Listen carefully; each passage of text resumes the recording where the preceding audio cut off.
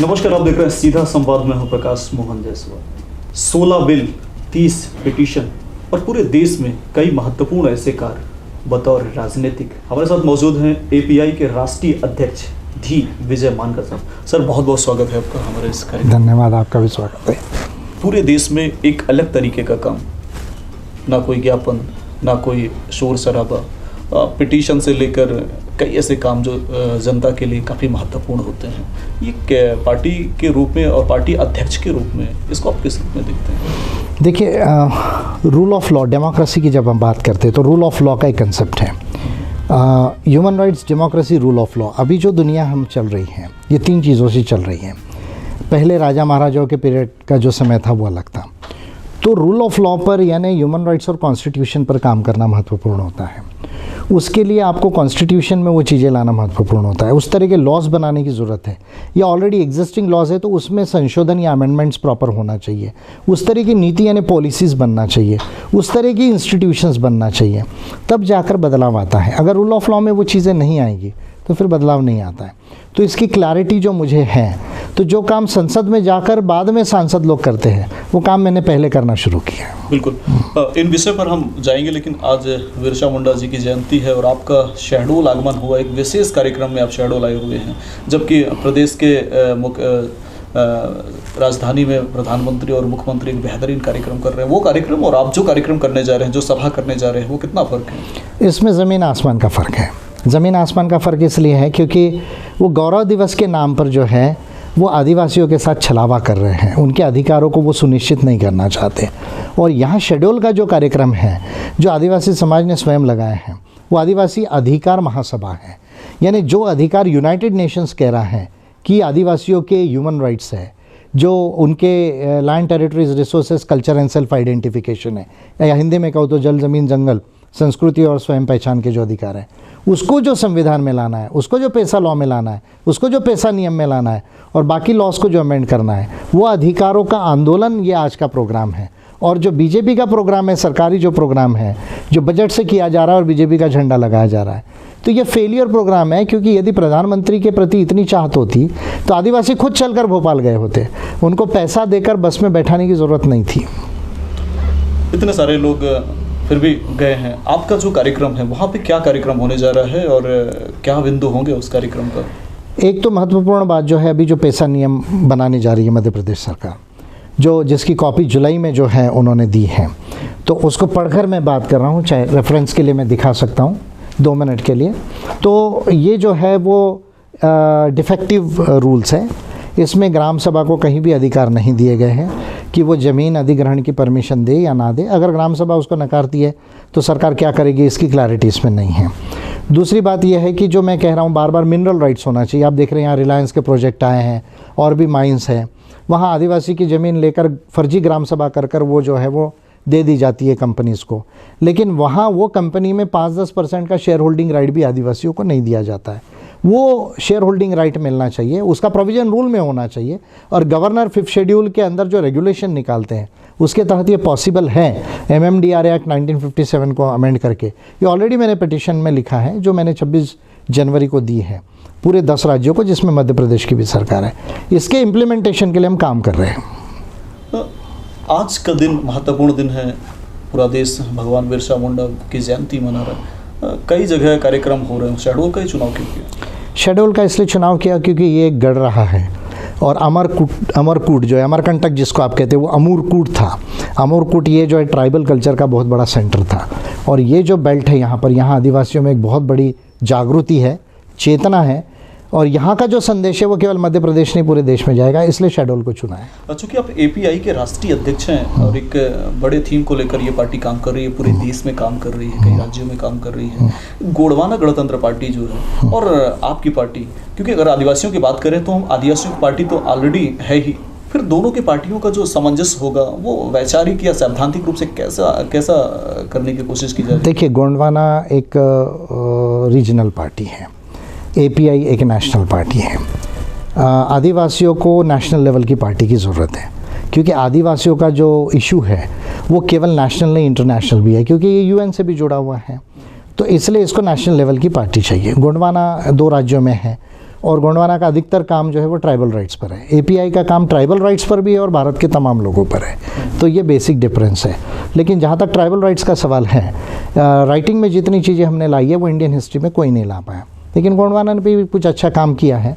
तो अगर बात बनती है तो अलायंस करने में कोई दिक्कत नहीं, हम उसकी कोशिश करेंगे। हमको जो जानकारी मिली है, आपने 16 बिल संसद के लिए और लगभग 30 पिटीशन, जो बिल की बात करें अपन, तो आपके हिसाब से जो बिल 16 बिल में से सबसे ज़्यादा महत्वपूर्ण बिल कौन सा था जिस पर सबसे ज़्यादा काम हुआ? सभी बिल महत्वपूर्ण है अगर देखा जाए तो। आप मुझे पूछेंगे तो 2 बिल मैंने तमाम देशवासियों के मानव अधिकारों के लिए दिए हैं। जैसे देखिए, आज हमको बोलने की आज़ादी है, लेकिन अगर हमें रोज़गार नहीं है, अगर हमारे पास घर नहीं है, ज़मीन नहीं है, तो इसका अधिकार नहीं है। प्रोविडेंट फंड पेंशन नहीं है अगर, तो इसका अधिकार हमारे कॉन्स्टिट्यूशन में नहीं है। तो ये तमाम राइट्स के लिए तमाम भारतीयों के, तमाम देशवासियों के, वो मेरे लिहाज से सबसे इम्पॉर्टेंट है। फिर भारत की चुनावी व्यवस्था डिफेक्टिव है। देखिए आप, अभी हम 545 MP है, जबकि हमारे देश में जो है 1500 MP होना चाहिए मेरे हिसाब से लोकसभा में। अभी जो नई संसद बन रही है वो मेरे वजह से बन रही है, मैं आपको बताना चाह रहा हूँ, क्योंकि मैंने 10 बिल जब दिए 2017 में बना के संसद को, और कैलकुलेशन करके दिया कि ये सांसद कैसे बढ़ सकते हैं, और प्रोपोर्शनल रिप्रेजेंटेशन सिस्टम में कितने होना चाहिए और PR सिस्टम, FPTP में कितने होना चाहिए, ये जब मैंने कैलकुलेशन करके दिया, उसके बाद अभी 888 सांसदों का फिगर निकाल के नई संसद बन रही है। अगर मैं ये नहीं करता तो नई संसद नहीं बनती थी। तो उस लिहाज से चुनावी व्यवस्था के बिल भी महत्वपूर्ण है, और ऑफकोर्स आदिवासियों के अधिकार के और रिजर्वेशन के बिल भी इक्वली इम्पोर्टेंट है। ये तो चुनावी व्यवस्था को लेकर, इसके अलावा और जो बिल रहे होंगे देश के विकास के लिए? जो ह्यूमन राइट्स का बिल है वो सबसे इम्पॉर्टेंट है अगर आप मुझे पूछेंगे, क्योंकि ह्यूमन राइट्स तो देखिए सब मानवों के मानव अधिकार हैं। वो कोई भी हो, वो कौन से धर्म को मानता है या नहीं मानता है, कौन से कम्युनिटी में है या नहीं, किस राज्य में रहता है, गांव में रहता है या शहर में रहता है, कोई मायने नहीं है। UDHR कहता है कि all human beings are born equal in dignity and rights, यानी सारे मानव जो है वो समान पैदा हुए हैं अधिकारों में और गरिमा में, और सबके ह्यूमन राइट्स होते हैं और सबका डेवलपमेंट होना चाहिए। उस लिहाज से हमारे कॉन्स्टिट्यूशन में प्रोविज़न नहीं है। वो अमेंडमेंट के बिल्स मेरे लिहाज से अगर आप पूछेंगे तो वो तमाम देशवासियों के अधिकार और विकास को गारंटी करते हैं, जो गारंटी संविधान में नहीं वो करते हैं, इसलिए वो बिल मेरे लिहाज से स्पेशल है। अधिकार और आरक्षण, जब अधिकार के लिए, मानवाधिकार के लिए आपने बात रखी है, लड़ाई लड़ी है, तो ये आरक्षण को किस हिसाब से देखते हैं? और अगर इसका क्लासिफिकेशन करें पूरे देश में, जातिगत के आधार पर करना चाहेंगे या उनकी आर्थिक स्थिति के आधार पर करना चाहेंगे, कि लगातार ये राजनीतिक मुद्दा बनता जा रहा है, उसमें आपका क्या कहना है? देखिए, जब तक भेदभाव है तब तक आरक्षण की ज़रूरत है। जिस दिन भेदभाव समाप्त हो जाएगा तो आरक्षण की ज़रूरत शायद 50 साल बाद समाप्त हो जाएगी। देखिए, भेदभाव एक तो सामाजिक लेवल पे है, सांस्कृतिक लेवल पर है, फिर आर्थिक लेवल पर भी होता है और पॉलिटिकल लेवल पर भी होता है। पर आरक्षण बेसिकली जो दिया गया वो सामाजिक और सांस्कृतिक आधार पर जो भेदभाव था, उसके वजह से जो है हमारे कॉन्स्टिट्यूशन में कम्युनिटी बेस्ड रिजर्वेशन है, और इकोनॉमिक्स का क्राइटेरिया उसमें नहीं है। ऑफकोर्स बाद में सुप्रीम कोर्ट ने जो OBC के केस में जो लिमिट लगाया वो सुप्रीम कोर्ट का व्यू था। आपको कॉन्स्टिट्यूशन में जो है वो social and educationally backward classes ये वर्ड है, यानी हम अगर आर्टिकल 16(4) को या 15(4) को पढ़ते हैं तो socially and educationally backward classes कहा गया, यानी जो सामाजिक तौर पर पिछड़ गए, जो शैक्षणिक तौर पर पिछड़े हुए हैं, उनको रिजर्वेशन का प्रोविजन हमारे कॉन्स्टिट्यूशन में है। 50 साल बाद शायद नई परिस्थिति आ सकती है, 2 पीढ़ी के बाद। 75 साल हो गया देश को आज़ाद हुए, क्या अभी भी आरक्षण का मुद्दा सॉल्व नहीं हो रहा है? हम देख रहे हैं कि राजनीतिक पार्टियां बनती हैं, बिगड़ती हैं, पार्टी जीतती हैं, हारती हैं, आरक्षण को मुद्दा बनाती हैं। ऐसे में कितना इसको आप महत्वपूर्ण मानते हैं? अगर ठीक से लागू कर दिया जाए तो मुझे लगता है 2 पीढ़ी से ज़्यादा नहीं लगना चाहिए। ये तो इसलिए हो रहा है क्योंकि ठीक से लागू ही नहीं किया। अभी देखिए आप, OBC को प्रमोशन में रिजर्वेशन नहीं है। अब OBC की आबादी लगभग 50% है, उसको 27% भी रिजर्वेशन नहीं मिल रहा है। मध्य प्रदेश में 14% केवल रिजर्वेशन, वो भी हाई कोर्ट में लटक गया है, जबलपुर में जो है वो। तो ये तो चीज़ें सेटल ही नहीं हुई जो, और फिर कह रहे 75 साल हो गई। भाई 75 साल में अगर 50 साल भी सेटल हो जाती तो शायद हम 21वीं शताब्दी में रिजर्वेशन को छोड़ने की बात कर रहे होते। लगभग 3 दर्जन पिटीशन, यस, 3 दर्जन पिटीशन कई विषयों के ऊपर है। जैसे अभी मैं लेटेस्ट से शुरू करता, अभी OBC की जनगणना होनी चाहिए, इस पे मेरा पिटिशन है, जिस पे अमित शाह जी का जो मिनिस्ट्री है, होम अफेयर्स मिनिस्ट्री, उसको बहुत बड़ी दिक्कत है, क्योंकि जो जस्टिफिकेशन दे रही थी 14 जस्टिफिकेशन को मैंने पॉइंट बाय पॉइंट जो है ह्यूमन राइट्स और कॉन्स्टिट्यूशन और लॉ में डिस्प्रूव किया कि ये कैसा आपका व्यू गलत है और ऑन द कॉन्ट्ररी क्यों होना ज़रूरी है। और बाद में सुप्रीम कोर्ट में भी केस चल रही है, सब जुडाइस है, तो उसका डिसीजन आएगा, वहाँ गवर्नमेंट ऑफ इंडिया की बड़ी दिक्कत हुई। फिर ट्राइबल कोड होना चाहिए धर्म के कॉलम के अलावा, आदिवासी अपना कोड लिखना चाहते संस्कृति का, वो एक पिटिशन है। उसके बाद में नो रिलीजन का कॉलम होना चाहिए, जो पहले हुआ करता था, लगभग 2001 के सेंसस तक नो रिलीजन का कॉलम था कि जो लोग कोई भी धर्म को नहीं मानते, धर्म को मानने वाले भी है और धर्म को नहीं मानने वाले, पर धर्म को जो नहीं मानते उनका कॉलम नहीं, वो वापस लाने के लिए मेरा एक पिटिशन है।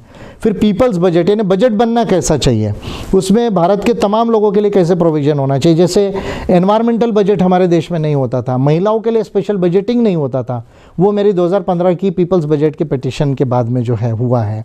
और फिर छोटे बड़े इश्यूज़ के ऊपर बहुत, जैसे अभी ट्राइबल रूल्स, जो भी पेशा रूल्स है, उसके ऊपर मैंने पिटिशन किया 26 जनवरी को। तो ऐसे फिर मिसलेनियस बहुत सारे सब्जेक्ट्स हैं। ज़्यादातर आदिवासियों का उपयोग चुनावी रैली वोट के लिए किया जाता है। आपकी पार्टी राष्ट्रीय पार्टी है, आपका भी उद्देश्य कहीं वोटिंग तो नहीं?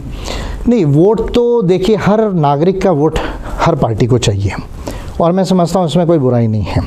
बुराई वहाँ है कि जब हम केवल वोट लेना चाहते हैं लेकिन उनके अधिकार और विकास को गारंटी नहीं करना चाहते, हम वो नीति को डिक्लेयर नहीं करते, उसके प्रति हम प्रामाणिक नहीं होते हैं, उस पर हम काम नहीं करना चाहते, दिक्कत वहाँ पर है। हर पार्टी जब पॉलिटिक्स में है तो वोट तो उसको चाहिए और वोट हर एक का चाहिए, लेकिन वो वोट नागरिक को सुजान करके हो, उसके अधिकार और विकास की गारंटी देकर हो और वैसा काम वो पार्टी करे, तो मैं समझता हूँ इसमें कोई बुरी बात नहीं है। ज़्यादातर हम देखते हैं कि लड़ाइयाँ उनके लिए लड़ी जाती हैं, लेकिन जीत जब होती है तो उनकी खुद की होती है, किसी और की। आपको जब इस रूप में लेते हैं इस पूरी टीम को या पूरे थीम को लेकर, तो इनमें आपका उद्देश्य क्या है कि इनको जागरूक करना, इनके उद्देश्य को लड़ना है या उनको प्रतिनिधित्व कराना भी अपने पार्टी का एक उद्देश्य? तीनों चीज़ें हैं। देखिए, एपीआई हर नागरिक को सुजान बनाना चाहती है। मैं चाहता हूँ कि यूरोप जैसा हो जाए। आप देखिए फ्रांस में, जर्मनी में, स्विट्ज़रलैंड में, हॉलैंड में, फिनलैंड में क्यों बीजेपी कांग्रेस जैसी आपको धोखेबाज पार्टीज़ नहीं मिलेंगी? क्योंकि वहाँ का नागरिक ही सुजान है। जिस दिन भारत का नागरिक सुजान हो जाएगा, लोकतंत्र जो है वो सफल हो जाएगा, सुजान हो जाएगा। I always say in English, the quality of democracy depends upon the quality of its citizenship. यानी अगर नागरिक सुजान होंगे ना तो नेता और पार्टी ऑटोमेटिक सुधर जाएगी।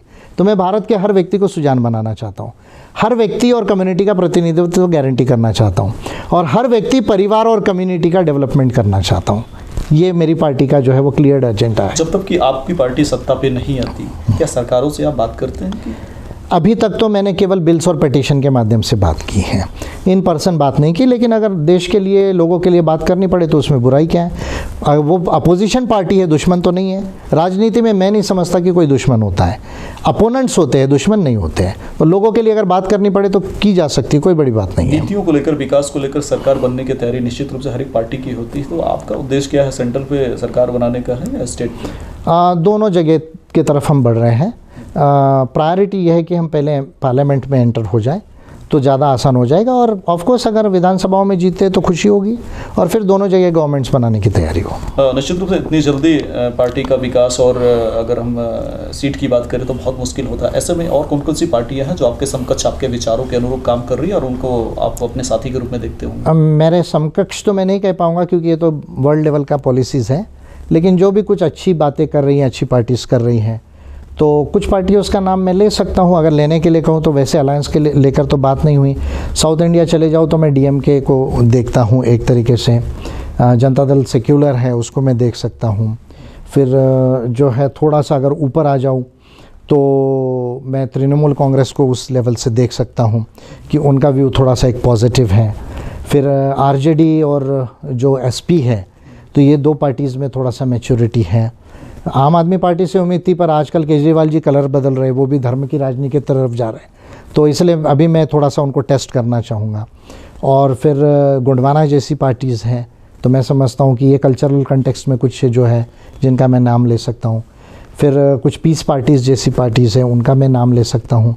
तो है इंडिया में 10-15 पार्टीज़ तो ऐसे हैं जिनका मैं नाम ले सकता हूँ कि एपीआई क्या तो बहुत ब्रॉड है, लेकिन 5-10% जो है वो 10-20% उनके करीब आती है। राजनीति की बातें तो बहुत सारी होगी। अब हम जानना चाहेंगे कि जिस तरीके से क्षेत्रवाद, जातिवाद, धर्मवाद के आधार पर जो पार्टियां बनती हैं, आप इसको किस रूप में देखते हैं? आपको लगता है कि ऐसे करके या ऐसे इस दृष्टिकोण से पार्टी बना के देश का विकास किया जा सकता है? बिल्कुल नहीं है। मेरा ये क्लियर मानना है कि जाति और धर्म और क्षेत्र और भाषा के आधार पर राजनीति नहीं होनी चाहिए, पॉलिटिक्स भी नहीं होना चाहिए। और इस आधार पे अगर होगा तो इंडिया और 50 साल पीछे जाएगा, जबकि हमको अमेरिका चाइना के बराबर जाना है। तो अमेरिका चाइना के बराबर जाना है तो विज्ञान के आधार पर, ज्ञान विज्ञान और मानवता के आधार पर जाना पड़ेगा। शेड्यूल ट्राइबल बाहुल संभाग है या मध्य प्रदेश की बात करें तो अधिकतर आदिवासी बाहुल्य ज़िले हैं, क्षेत्र हैं। वैसे में शेड्यूल की जो समस्याएं हैं आदिवासियों की, वो आप इतने कम प्रवास में किस तरीके से देख पाएँ और इनका निदान कैसे हो सकता है? अभी जो मैं सुन रहा हूँ यहाँ पर, एक तो काफ़ी जो है प्राइवेट कंपनीज़ और माइनिंग में विस्थापन लोगों का हो रहा है, तो ये एक महत्वपूर्ण बात है। फिर आप ही लोगों ने, प्रेस वालों ने भी कुछ बताया, कॉलेजेस में भी बहुत ज़्यादा उनको पैसा मांगा जा रहा है। फिर फर्जी रिजर्वेशन की सर्टिफिकेट्स के आधार पे कुछ लोगों को नौकरियां जो है वो दी जा रही है। तो ऐसे बहुत सारे कुछ मेजर मुद्दे जो हैं वो उभर कर आ रहे हैं, और भी मैं लिस्टिंग कर रहा हूँ, और एक ही साथ में मैं इसको जो है कैसे सॉल्व कर सकते हैं, तो फिर मैं उनको गाइड भी करूँगा और पार्टी की तरफ से भी उसका प्रयास करूँगा। मानकर साहब, हम राष्ट्रीय राजनीति की बात करें तो जिस तरीके से कई मुद्दे होते हैं जिस पर लड़ाइयाँ लड़ी जाती हैं, और हम खासतौर से अभी की जो बात करें तो विपक्ष की जो भूमिका है वो बहुत निर्बल होती जा रही है, उसका सबसे बड़ा कारण क्या मानते हैं? उसका दो मैं कहूँगा कि नीति और नेतृत्व। देखिए, जो अगर किसी भी पार्टी और नेता के पास नीति स्पष्ट नहीं है तो उसके अंदर जो एक कन्विक्शन आना चाहिए, जो एक वैचारिक जो स्पष्टता आनी चाहिए और उसकी जो शक्ति आनी चाहिए, वो कमज़ोर रहती है, और वो फिर उसके पर्सनालिटी का पार्ट बन जाता है, और वैसा ही फिर वो पार्टी में ट्रांसलेट होता है, पार्टी ऑर्गेनाइजेशन में ट्रांसलेट होता है। तो मैं समझता हूँ कि नीति और नेता की जो है वो कमज़ोरी है, और वही कमज़ोरी फिर पार्टी में आ रही है। उसके वजह से जो अपोजिशन का रोल प्ले करना चाहिए वो अपोजिशन पार्टीज़ नहीं कर पा रही है। और फिर हिंदुत्व का एजेंडा बीजेपी का है, तो उसको अब देखिए, अब जैसे केजरीवाल उसको धीरे धीरे बाय कर रहे हैं, कांग्रेस बाय कर रही है। भाई वो डेमोक्रेटिक नहीं है, वो साइंटिफिक नहीं है, वो मानवतावादी नहीं है। उससे अलग हमको जो है मानवता के आधार पर, डेमोक्रेसी के आधार पर एजेंडा फिक्स करना चाहिए।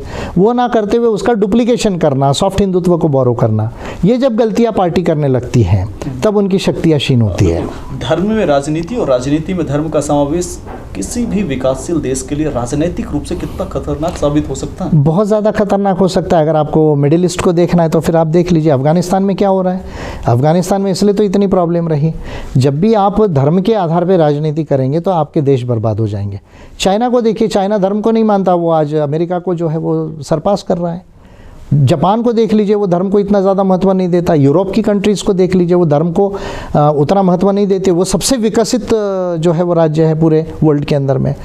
तो राजनीति में धर्म होना ही नहीं चाहिए। धर्म ये एक व्यक्तिगत सब्जेक्ट है, किसी को लगता है वो माने या ना माने, पर जब उसको राजनीति में जब उसका ट्रांसलेशन होता है तो देश के लोग और देश बर्बाद होता है। बिल्कुल। अगर भारत पाकिस्तान के विभाजन से भी अगर हम लोग ये नहीं सीखे होंगे तो मैं समझता हूँ फिर हमसे ज़्यादा ना समझ कोई नहीं है। अगर कोरोना के बाद की बात करें तो जिस तरीके से महंगाई को लेकर काफ़ी लोगों में आक्रोश है, सरकार उसके पीछे कई बड़ी बातें कहती है, आप इसको किस रूप में देखते हैं? नहीं, कोरोना का मैनेजमेंट मैं समझता हूँ कि मोदी गवर्नमेंट का ठीक नहीं था। देखिए, कोरोना तो एक वर्ल्ड लेवल का जो है वो एपिडेमिक था, तो वो तो एक प्रॉब्लम था ही। लेकिन कोरोना देखिए, एक तो जब से शुरू हुआ, जब हमारे पहले कोरोना के पेशेंट्स केरला और बॉम्बे में आ रहे थे, वहाँ से लेके जो पॉलिसीज़ बननी थी वो नहीं की। फिर एकदम एक दिन में आके फिर लॉकडाउन कर दिया। तो वो लॉकडाउन करने की वजह से भारत का जो अनऑर्गेनाइज सेक्टर था वो बर्बाद हो गया। श्रमिक और मजदूर बर्बाद हो गए, स्मॉल स्केल इंडस्ट्रीज़ बर्बाद हो गई बहुत बड़े पैमाने पर। फिर जो रिलीफ पैकेज देना चाहिए था लोगों को, जिसको इनकम ट्रांसफ़र हम करते, वो बिल्कुल नहीं दी, और उसकी वजह से लोग जो है वो कुपोषण में भी मरे, भूखे मर गए, हमने ये देखा है। ये एक पार्ट था। जब सेकेंड वेव का पार्ट था तो वैक्सीन की तैयारी जो 4 महीने पहले करनी चाहिए थी, उस समय रैलीज करने में बिजी रहे इलेक्शंस में। तो मैं समझ, चाहे बिहार का इलेक्शन हो या बाद में बंगाल का इलेक्शन हो, तो कोरोना तो एक वर्ल्ड लेवल का डिसीज़ था, पैंडेमिक सब जगह था, लेकिन उसका मैनेजमेंट इंडिया में प्रॉपर नहीं हुआ। फिर जब जाकर लोगों ने और सुप्रीम कोर्ट ने कहा, तब जाकर फिर धीरे धीरे ये चीज़ सुधरी है। और उसका आर्थिक जो लॉस है वो भारत के स्मॉल स्केल इंडस्ट्रीज़ को और अनऑर्गेनाइज सेक्टर को सबसे ज़्यादा हुआ है। मनोहर साहब, यदि हम बात करें कि आरक्षण की बात करें, राजनीति में अगर जातिगत आधार पर जिस तरीके से आरक्षण आदिवासियों को मिलता है, क्योंकि खासतौर से आप पिछड़े लोगों के लिए ज़्यादा काम कर रहे हैं, आपने देखा है कि अगर हम अपने क्षेत्र की बात करें तो जो 8 विधानसभा उसमें 6 शायद आदिवासियों के लिए वो आरक्षित हैं, बावजूद उसके भी आरक्षण और सत्ता में आने के बाद भी वो क्षेत्र का विकास नहीं कर पाते। क्या समस्याएं आती हैं? 2-3 एंगल्स हैं। एक तो जो लोग जीत कर जाते हैं, हम ये अपेक्षा करते हैं कि उनको नीतियों के विषय में समझ होनी चाहिए, उन्होंने उस पर बात करनी चाहिए, कानून कैसे बनते हैं उसमें क्या प्रोविजंस होने चाहिए इसकी उनको समझ होनी चाहिए, काम होना चाहिए। मेरा ऐसा मानना है ये प्रॉब्लम केवल SC/ST के MPs MLAs का नहीं है। भारत के 90% जितने पार्लियामेंटेरियंस और लेजिस्लेटर्स हैं उनको human rights, constitution, laws and policies की समझ ही जितनी होनी चाहिए वो नहीं है। आप देखिए ना, अगर यही मैं पार्लियामेंट में कहूँ और पार्लियामेंट में या वेरियस स्टेट में जनरल कम्युनिटी के भी जो MLAs और MPs हैं उनकी अगर मैं बात करूँ तो अभी देखिए ना, किसान के जो बिल है वो तो पूरे संसद ने बनाए हैं, उसमें तो केवल रिजर्वेशन के MPs नहीं थे, पर वो डिफेक्टिव लॉ है। जो किसानों के 3 कानून हैं वो हैं। तो ये प्रॉब्लम हमारे पूरे पार्लियामेंटेरियंस की है। हाँ, लेकिन जो रिजर्वेशन से गए उन पर ज़्यादा एक्सपेक्टेशन होता है कि उन्होंने करना चाहिए। दूसरा इसका कारण है एंटी डिफेक्शन लॉ, जो 10th शेड्यूल में हमने लाया कि भाई पार्टी व्हिप इशू करेगी और उसका अगर उल्लंघन होता है तो उसका जो मेंबरशिप है MLA का जो है या MP का, वो सस्पेंड कर सकती है पार्टी। तो फिर उसको पेंशन नहीं मिलेगी, उसको जो है रेन्यूमरेशन नहीं मिलेगा, तो उसका पॉलिटिकल कैरियर ख़त्म हो जाता है। तो इससे भी बहुत सारे MPs MLAs डरते हैं। तो हाँ, एक पार्टी से चुनकर आने के बाद दूसरे पार्टी में ना जाए, इसके लिए तो एंटी डिफेक्शन ठीक है, लेकिन बाकी किसी भी बिल पर अगर वोटिंग करना है तो उसमें एंटी डिफेक्शन लागू नहीं होना चाहिए। 16 बिल, 30 पिटीशन, इसके बाद अगली तैयारी क्या? अगली तैयारी, मैं तो स्वयं संसद जाना चाह रहा हूँ 2024 में। मेरे साथ MPI की कितने MPs जीत सकते हैं वो तैयारी है। मध्य प्रदेश में 2023 के चुनाव में एक अल्टरनेटिव निर्माण हो, BJP और कांग्रेस को, इसकी ये तैयारी है। और ये मेरे 16 बिल्स जो है एक्चुअली भारत में लागू हो जाए। जब मैं संसद जाऊँगा तो इस पर और काम करूँगा। फिर और 2-4 सब्जेक्ट्स हैं। जुडिशियल अकाउंटेबिलिटी का सब्जेक्ट है कि हमारे देश में न्यायपालिका की जवाबदेही कैसी होनी चाहिए। हम देखते हैं कि बहुत सारे केसेस पेंडिंग हैं। फिर हम ये देखते हैं कि हमारा जो अपॉइंटमेंट प्रोसीजर है वो ऑल इंडिया जुडिशियल सर्विसेज होने के बावजूद हम लोग जजेस को सिलेक्ट कर रहे हैं, जबकि एग्जामिनेशन से आना चाहिए। फिर इसमें सबका रिप्रेजेंटेशन होना चाहिए। महिलाओं का रिप्रेजेंटेशन बहुत कम है जुडिशरी में, ग्रामीण क्षेत्र के लोगों का रिप्रेजेंटेशन कम है। तो जुडिशियल अकाउंटेबिलिटी का बिल मैं बनाना चाहता हूँ। पार्लियामेंट के रूल्स ठीक नहीं है हमारे फंक्शनिंग के। जैसे अगर आप भारत में बहुत विद्वान हैं, आपको संविधान और कानून की समझ है, तो आप अपनी संसद को बिल देते हैं तो वो bill as a private member bill table होना चाहिए, पर वो प्रोविजंस नहीं है। फिर देखिए, जैसे किसान बिल में हमने देखा कि डिफेक्टिव लॉ बने। वो क्यों बनते हैं? क्योंकि जो प्री लेजिस्लेटिव स्क्रूटनी है और ऑनगोइंग लेजिस्लेटिव बिजनेस में स्क्रूटनी होना चाहिए, उसके रूल्स हमारे पार्लियामेंट में क्लियर नहीं है। तो वो रूल्स के अमेंडमेंट का प्रोविज़न मैं करना चाहता हूँ। और भारत के एजुकेशन सिस्टम को जो है साइंस एंड टेक्नोलॉजी के आधार पर, नॉलेज के आधार पर और ह्यूमनिज्म के आधार पे कैसे ट्रांसफॉर्म हो, वो उसके लिए स्पेशल पॉलिसीज़ का ऊपर काम करना चाहता हूँ। इन जनरल 10 साल में हम इंडिया को चाइना अमेरिका के बराबर कैसे ले जा सकते हैं, उस पर मैं काम करना चाहता हूँ। उसके लिए मैं स्वयं पार्लियामेंट एंटर होना चाहता हूँ। मेरे पार्टी से लोगों को ले जाना चाहता हूँ पार्लियामेंट में जिताकर, और वेरियस स्टेट्स में भी जिताना चाहता हूँ। पूरे देश में मेंबर्स, विधायक जाना चाहते हैं, कोई पार्लियामेंट, कोई विधानसभा, तो सबसे ज़्यादा टारगेट क्या है? कौन सा स्टेट से शुरू करेंगे? अब भाई हम मध्य प्रदेश में बैठा हूँ तो मैं MP का ही नाम लूँगा। MP है, छत्तीसगढ़ है, झारखंड है, राजस्थान है, UP है, तेलंगाना है, उड़ीसा है, ये तमाम जो स्टेट्स है। फिर कुछ साउथ इंडिया के भी स्टेट्स हैं, जैसे कर्नाटका है।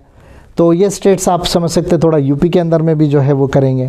तो ये तमाम स्टेट्स में आप समझ लीजिए, बिहार में बहुत अच्छा स्कोप है API को। तो ये तमाम स्टेट्स में कहीं से भी जो है ज़्यादा फोकस है।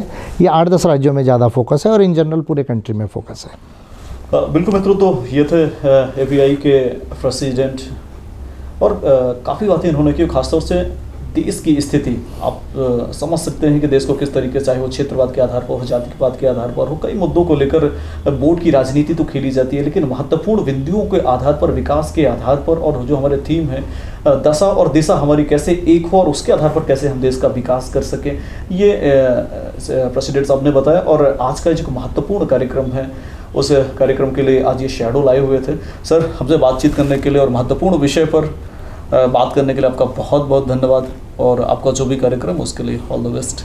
प्रकाश जी धन्यवाद, आपने समय निकाला और स्पेशली इंटरव्यू लिया। Thank you.